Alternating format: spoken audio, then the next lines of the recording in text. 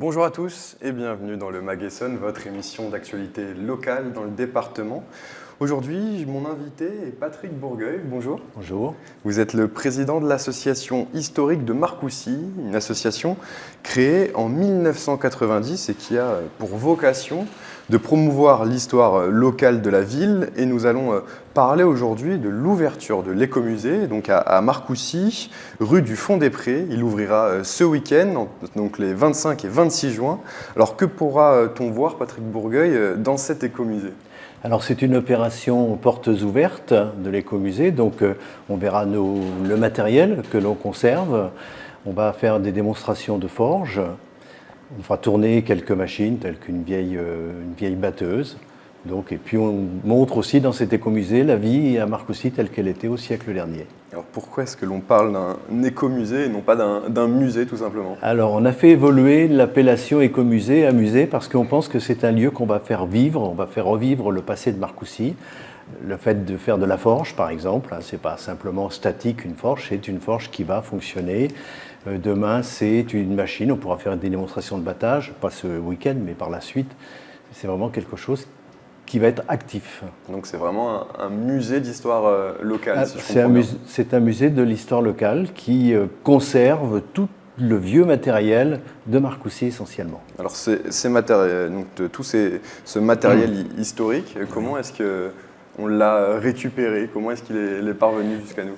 Eh bien, il a été donné par les habitants de Marcoussis ou quelques voisins, communes voisines de Marcoussis ou associations voisines de Marcoussis. Dès le départ, on a eu l'idée de conserver ce matériel qui passait à la ferraille, au feu ou chez les brocanteurs. Alors cet écomusée, il sera géré par l'association historique de Marcoussis ? Il est géré par l'association historique de Marcoussis. Alors évidemment, il ne sera pas ouvert en permanence, il sera ouvert un peu comme là pour des portes ouvertes ou sur rendez-vous pour des groupes. D'accord, donc ce sera vraiment au cas ponctuel. Oui, tout à fait. Des ouvertures ponctuelles. Depuis Oui. combien de temps vous avez ce projet dans les papiers ? J'imagine qu'il a fallu un peu de temps pour récolter tous ces objets et mettre en œuvre ce projet. Dès la création de l'association, on a eu l'idée, avec un copain qui s'appelle Michel Arambourg, dès 1990, de conserver ce vieux matériel agricole. C'est une époque où à Marcoussis, on faisait beaucoup de travaux et on détruisait des hangars sous lesquels il y avait du matériel. Et on a commencé à récupérer ce matériel qu'on allait chercher nous-mêmes, que les gens nous apportaient. Et puis on a construit un hangar, puis un deuxième hangar, grâce à la mairie de Marcoussis. Et aujourd'hui, on a 400 mètres carrés couverts et plein de machines ou de matériel. Et qu'est-ce qui a fait qu'on l'a lancé maintenant, ce musée ? Alors, on fait la porte ouverte presque tous les ans, depuis que les journées du patrimoine de pays et des moulins existent. On ouvre, mais chaque année, l'année dernière on a inauguré la forge, chaque année il y a des présentations complémentaires. Alors à Marcoussis, le symbole historique de la ville, si je puis dire, c'est la tour Montaigu. Est-ce que vous pouvez nous la présenter ? Alors la tour du château de Montaigu, c'est le dernier vestige d'un château qui a été construit par Jean de Montaigu au XVe siècle. Et cette tour, le château était arasé au début du XIXe siècle, montre vraiment ce qu'était le château autrefois. Et donc ce château va être restauré, donc la tour d'abord sera restaurée. Donc au départ, les travaux devaient démarrer en janvier 2022. Finalement, ce sera décalé en septembre. Est-ce que l'on sait si les travaux vont bien être lancés en septembre ? Alors un petit clin d'œil, dire que le château va être restauré entre autres grâce à l'aide de Stéphane Bern, qui s'est déplacé à Marcoussis l'année dernière. Et les travaux ne vont démarrer qu'au mois de septembre pour les journées du patrimoine. On a pris un petit peu plus de temps dans le montage technique du dossier. Et le projet donc se poursuivra ensuite. Vous espérez pouvoir restaurer l'ensemble du château ?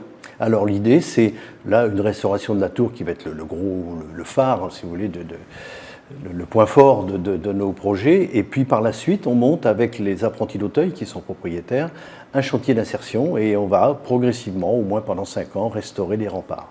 Alors, est-ce qu'on a déjà une idée de l'avancée du projet, une date potentielle en tout cas? On sait que ça prend du temps. Alors le chantier d'insertion, normalement, si tout se passe bien, il se met en place presque au même temps que les travaux, c'est-à-dire à l'automne. L'association a également participé aux Journées européennes de l'archéologie. C'était les 18 et 19 juin dernier.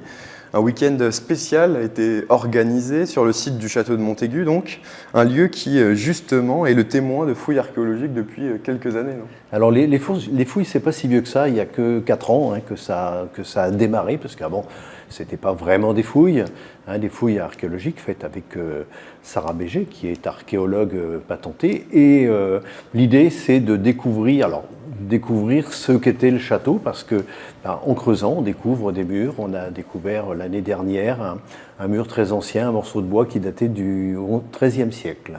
Et donc ça veut dire que dessous, il y a les vestiges des précédents châteaux. Mais combien d'archéologues travaillent environ sur ce chantier qui va se dérouler cet été, ce chantier de fouilles, il y a six jeunes stagiaires et Sarah, moi-même qui donne un petit coup de main plus pour enlever les gros matériaux à la pelleteuse. Vous mettez aussi la main, oui. La main à la pâte. Oui. Vous avez déjà, en fouillant, trouvé un objet particulier vous-même? Non, moi-même non. Moi-même non. En bêchant dans la propriété, j'ai déjà trouvé une vieille pièce, mais non, ce sont ces jeunes faire, ils apprennent leur métier, c'est leur travail. Donc vous avez dit, on peut retrouver des objets jusqu'au XIIIe siècle. En général, on retrouve des objets qui viennent de quel siècle?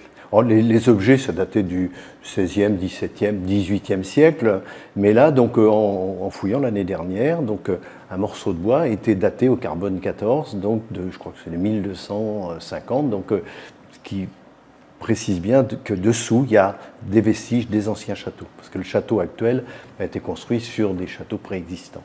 Et une fois qu'on trouve ces objets, on en fait quoi? On les analyse, on essaye de les étudier et ensuite ils iront à l'écomusée, c'est ça un peu l'idée? Alors c'est une bonne... Non, ils n'iront pas, ils resteront sur le château. La restauration de la tour permettra de mettre en valeur les objets trouvés. Il y aura un musée à la tour aussi. Voilà, et on a récemment acquis un bungalow qui fait notre base archéologique qui permet de conserver tout ce matériel archéologique trouvé sur le site. Alors cette tour, on a bien compris qu'elle était en train d'être restaurée, oui. Mais ce château, comment est-ce qu'il est devenu en l'état actuel? Comment est-ce qu'il a été abîmé au fil des années? Disons qu'il a été entretenu jusqu'à la Révolution. Un petit peu avant la Révolution, il était en mauvais état. Et donc, suite à la Révolution, il est devenu ferme, bien national, ferme, occupé par les paysans du coin, mais qui n'avaient pas vocation à l'entretenir. Et au début du XIXe siècle, les héritiers de la comtesse d'Esclignac, qui ont hérité de ce qui restait du château, ont décidé de le raser. L'association historique de Marcoussis, en ce moment, c'est une association dynamique au quotidien. Donc, il y a l'écomusée, il y a les fouilles, mais que font les adhérents de l'association? Ils travaillent, ils font des articles. Alors, comment ça se passe, la vie de l'association au quotidien? En tant que président, je veux dire qu'on a une association qui est très dynamique, qui est bien repérée dans le secteur. Il y a le côté écomusée. Tous les jeudis, on travaille sur le vieux matériel, sur l'aménagement de l'écomusée. Il y a le côté château. Une fois par mois, on a un chantier de bénévoles. Il y a 15 jours, on avait 20 bénévoles qui sont venus travailler sur le site. Cet été, on a des chantiers dans le cadre de l'association Rempart, des chantiers internationaux. On va même avoir l'accueil d'un échange Erasmus pendant 5 jours. Et puis, on a la série de fouilles. Donc, on est très pris. Et puis d'autres membres qui sont moins techniques que moi ou que d'autres sont plutôt, eux, aux archives, pas très loin d'ici, en train de rechercher ce qu'on peut trouver sur l'histoire de Marcoussis. Et puis à la rentrée, il y aura donc les journées du patrimoine. C'est toujours un moment important, j'imagine, dans la vie de l'association et pour toutes les associations de patrimoine de France, ces journées? Tout à fait. C'est vraiment le temps fort, l'ouverture de sites qui sont rarement ouverts. Donc nous, on ouvre le château pendant les 2 jours, 17 et 18 septembre de mémoire, et visite, présentation des fouilles, présentation de l'histoire du château, et en même temps, on va faire une exposition, comme on est à plat sur le château, une exposition sur le château de Montaigu, son évolution et ses différents seigneurs. Vous échangez aussi avec les autres associations historiques de patrimoine en Essonne Tout à fait. Il y a des échanges. Il y a un mois, on a fait un colloque, un forum des associations Nord-Essonne sur la guerre de 1870. On devait le faire l'année dernière, mais ça n'avait pas pu se faire à cause de la Covid. Je suis en lien avec d'autres associations. Par exemple, l'association d'Étampes est venue visiter il n'y a pas très longtemps le village de Marcoussis, le château, et l'écomusée et les chantiers. Merci beaucoup Patrick Bourgueil d'avoir été avec nous. Merci à vous. Je rappelle que vous êtes le président de l'association historique de Marcoussis et que vous pouvez retrouver cette émission en replay sur notre site internet, notre application et notre chaîne YouTube Radio Sensation.